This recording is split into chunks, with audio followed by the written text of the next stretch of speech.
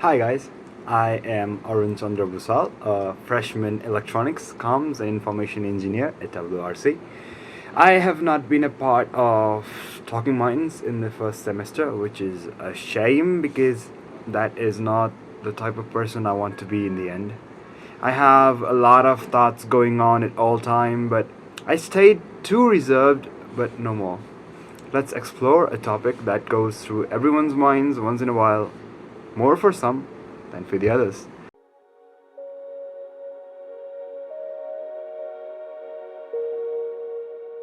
Why are we alive?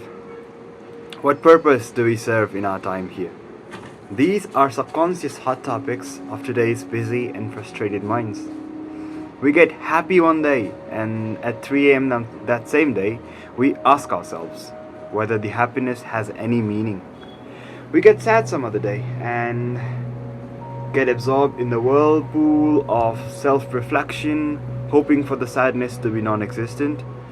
The love we feel, the hatred we dispense, do any of these things hold any significance at their roots? Forget it. Who are we? And why?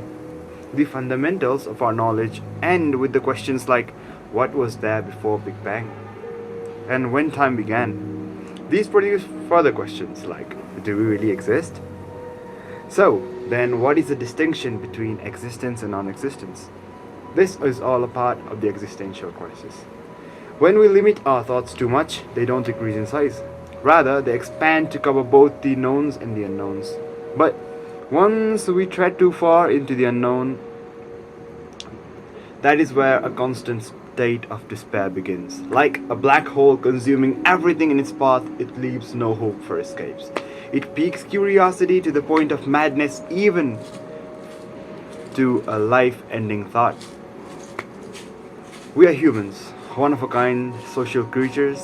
Our tranquility lies in the comfort of company, be it a small squad or a whole pack.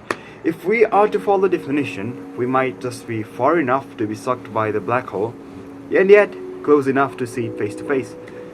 The despair is controllable, and so is our train of thought. But then, someone says, what do you think? On the surface, it looks like a plain question that can be answered with a definitive, yeah, it's nice, or man, I don't know. But in actuality, what do we think? I want to reference a thought experiment a scientist did back in the 20th century. When I say blue, you think of the color blue, but is your blue the same as the next person's blue?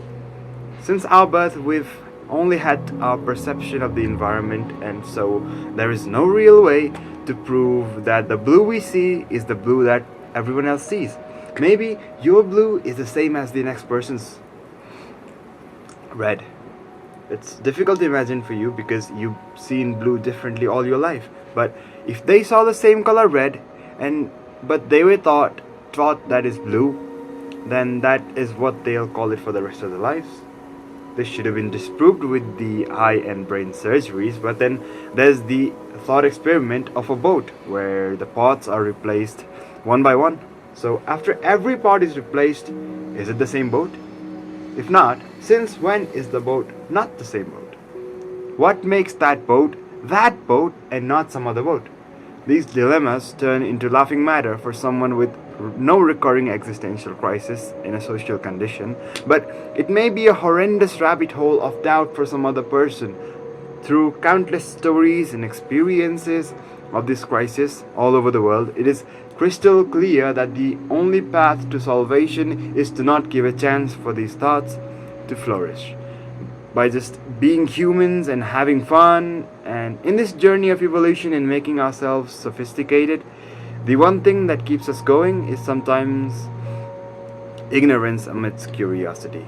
It may seem paradoxical at first, but the saying, ignorance is bliss, is without a doubt the easiest solution to the most modern problems.